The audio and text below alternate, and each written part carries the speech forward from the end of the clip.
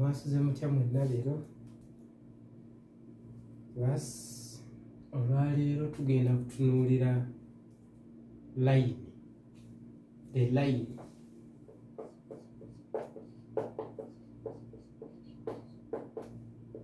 fenna line tugimanyi wano nkubye line naye eba ne equation yaayo atugenda kutunuulira line tusobola okuwandiika equation ya line mu mitendera esatu waliwo kye tuyita vector form okay ne kye tuyita parametric ne kye tuyita Cartesian okay kati vector form ebeera etya parametric form ebeera etya ne Cartesian form ebeera etya kyetugenda okutunuulira olwaleero kaakati tugenda tunuulira singa abakuwadde point emu ku line ofuna otya bino ebisatu gye bujja mu maaso gya kulaba bwe bakuwa point 2 okikola otya bwe bakuwa point 3 okikola otya naye olwaleero tugenda kutunuulira nga bakuwadde point emu. How do you find the equation of a line given 1 point, just 1 point on a line? Tugenda tunulako olwaleero kati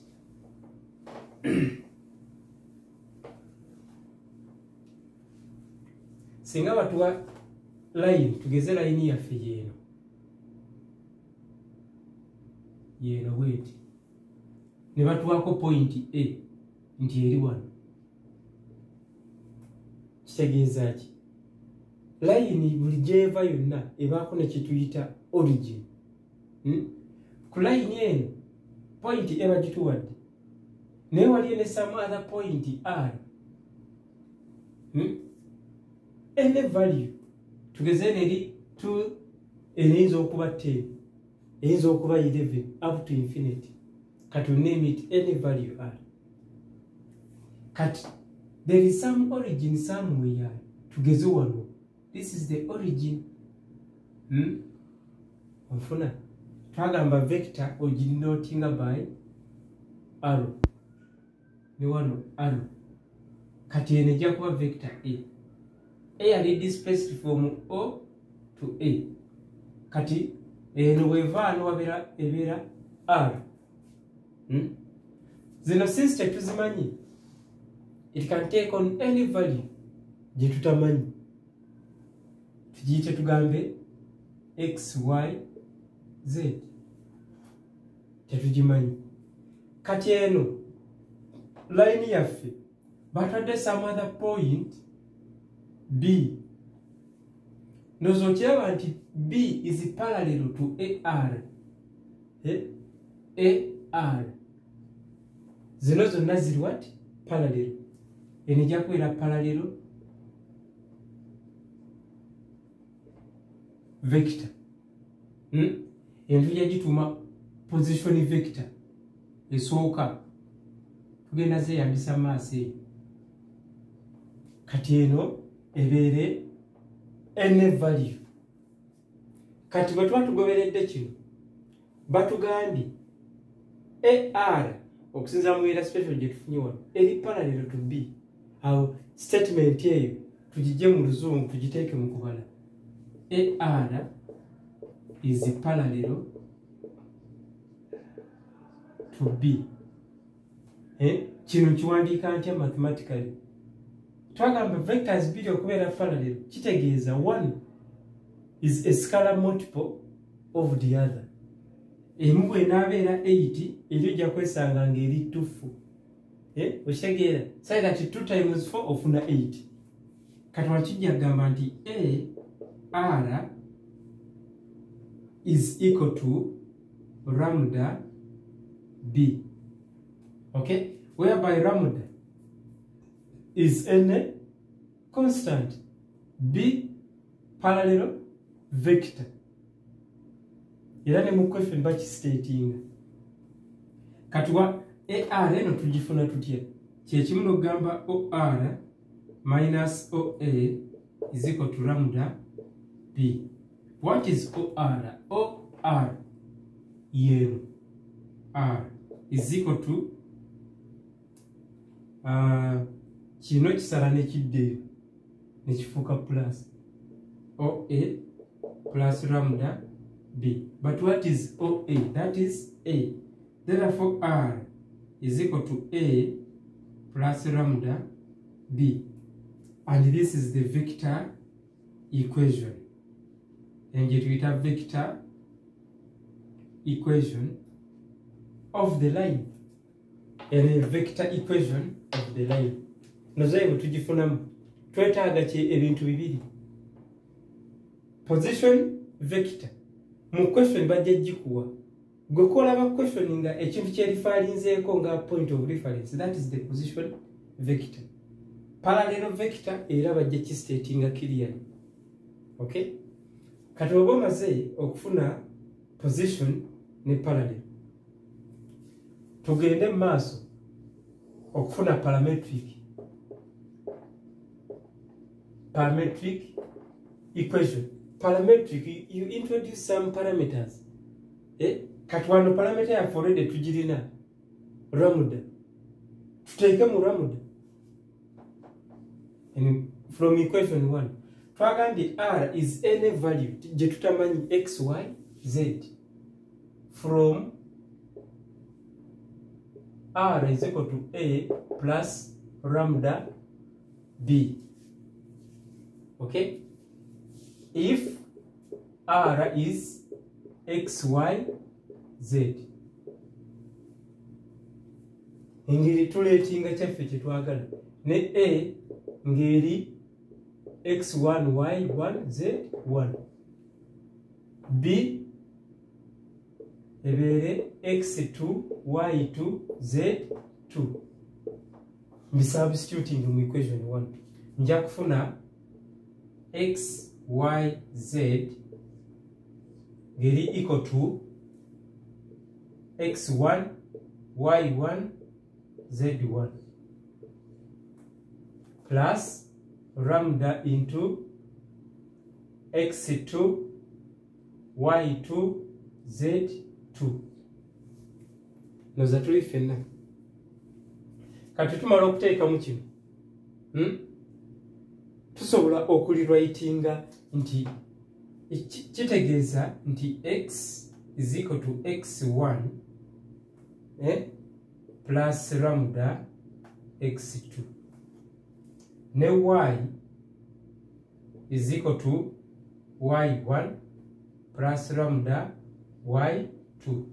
Ne z ebiri equal to z1 plus lambda z2. Kati zino ze tuyita parametric equations.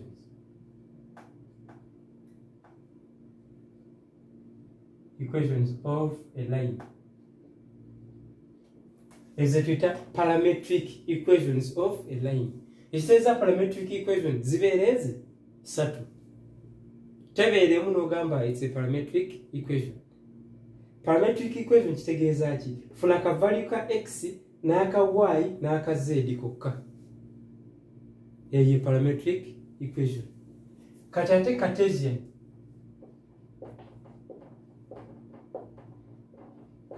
equation. Eyo yo tujijja mu parametric equation. Twalabye from vector equation tujja mu parametric equation. Kati ate mu parametric equation tujja mu Cartesian equation. How? Genda mbuno bu equation obusatu bwe wafunye. Olaba wano waliwo lambda. Making a lambda the subject mu buli kamu. Kacheza from 1. Kano kabira 1, kano 2, kano 3. Tujja gamba x is equal to x1 plus lambda x2. We make lambda the subject. Tugambe nti x minus x1 over x2 ofuna lambda. Enebere equation yaffe p tugambe. Kati bojja mu kokubiri y is equal to y1 plus lambda y2. Era to making lambda the subject. Kijja kuba y minus y1 over y2 is equal to lambda. Ngero q. Tugende ku kokusatu. Z is equal to z1 plus lambda z2. Era to making lambda subject. Z minus z1 over z2 is equal to lambda. Nabeera w. Ndozo laba p equal lambda lambda lambda. Kitegeeza buno equation obusatu p q ne w bwenkana.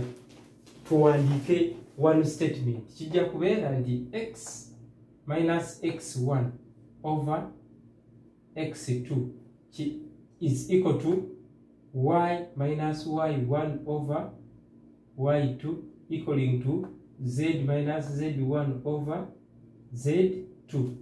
Eno ye Cartesian equation. Is a Cartesian equation ebeera ya bitundu nga tuyikwetinze. Aine kyabo sportinze mangu bwetegereza denominator eno yeno gye twaleetinze okuba parallel vector. Kati olina okumanyira bwe bebadde question n'okola nga wano byawukana ne parallel vector gye bakuwadde, manyirawo olinawo wakoze ensobi dayotereze ng'obudde bukyali. Denominator eno x2 y2 z2 okay yetuwa parallel vector. Mu Cartesian equation denominator ye equation yeyo ye parallel vector. Kati bw'otunulira mu numerator tulina x1 y1 z1 x1 y1 z1. Already twagambye ye a, where a is our position vector.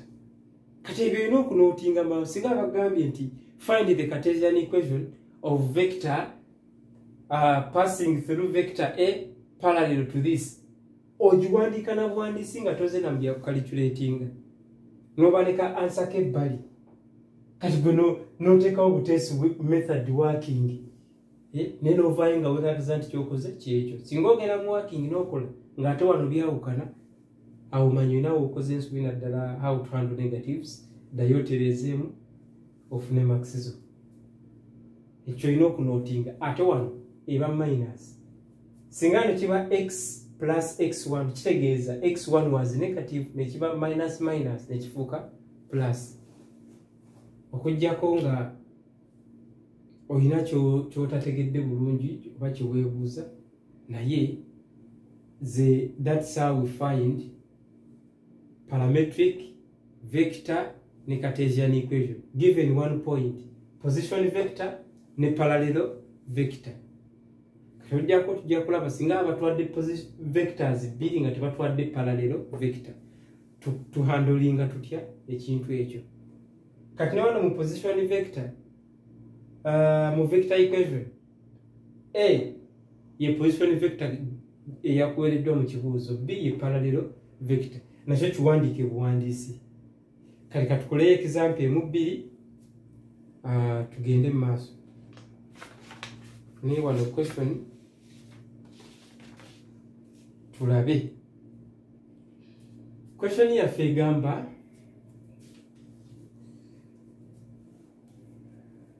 oza katono ne bwensimbula erakola example emu ebeetumala.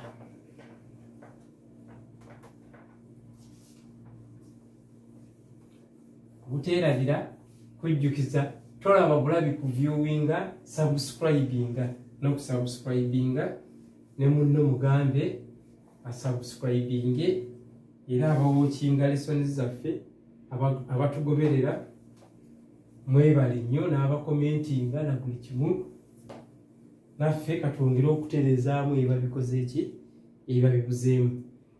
Katulina example eno question yaffe egamba find the Cartesian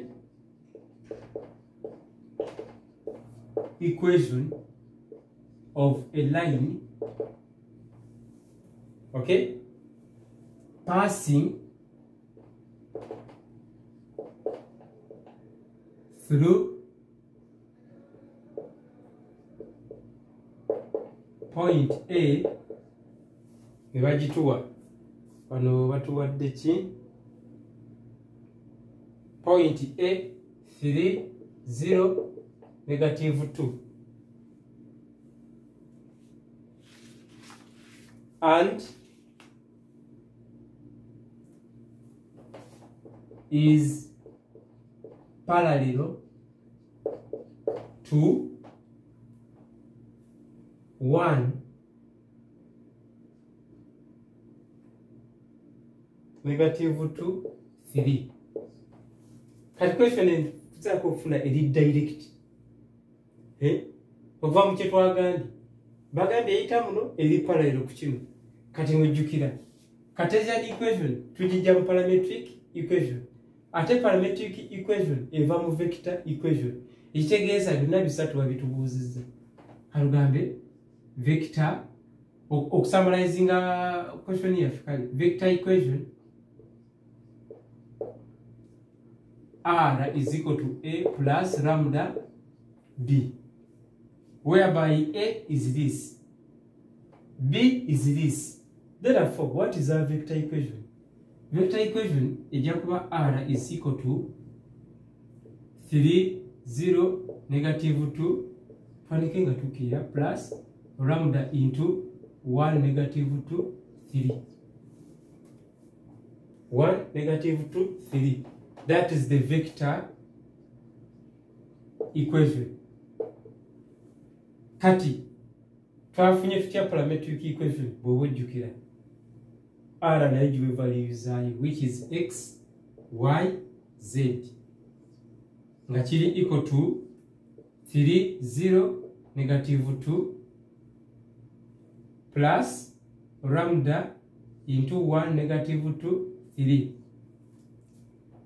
Tujjemu nti x is equal to 3 plus lambda, y is equal to -2 lambda, okay, ne z ebeere equal to -2 plus 3 lambda. This is the parametric equation. Tuli fenna kati tumala okufuna parametric equation mu kino mutujja Cartesian equation gye baatubuuzizza.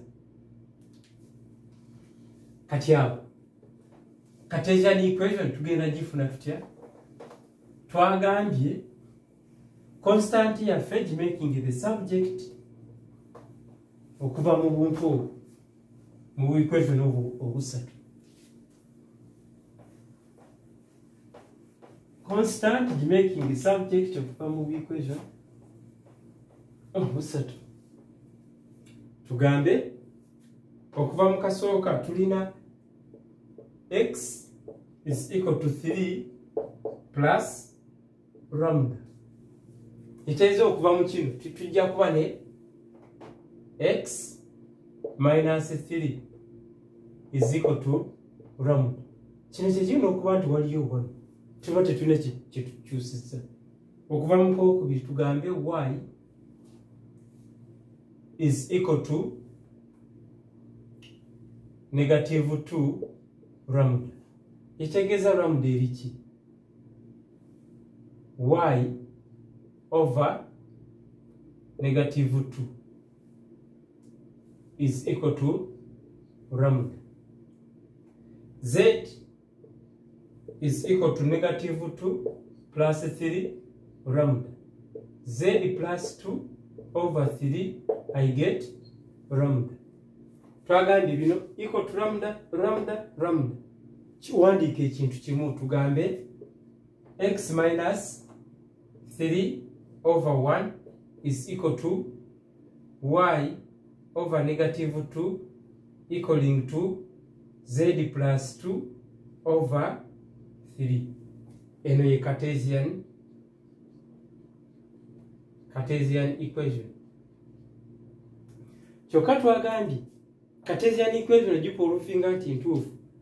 Denominator yaayo erina kuba nga ye parallel vector. Nga bula wano 1 negative 2 3 1 negative 2 3. Wano singa ofunanga byawukana manyi olina okozemu ka mistake ddayo kitereeze.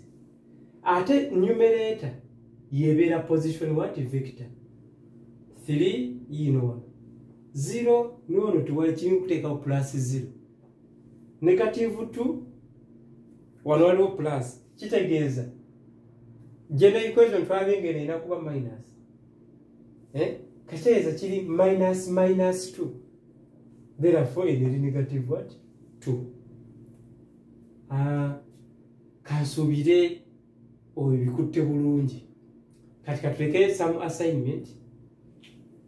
Find the Cartesian equation of a line passing through points A 3 0 negative 2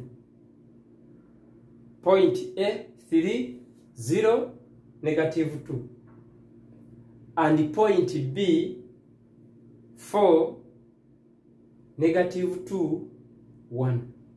Tugandi find the Cartesian equation of a line passing through 3 0 negative 2 and point B 4 negative 2 1.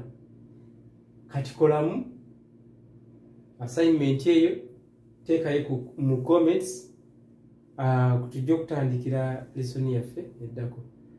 Nawe nagambye twerabira okusubscribinga ne muno mutegeeze mujje tulivayizingire wamu sobole okulaba nti buli mwana asobola okuyita okubala kwangu kasitokkiriza nti kwangu. Tere bulungi.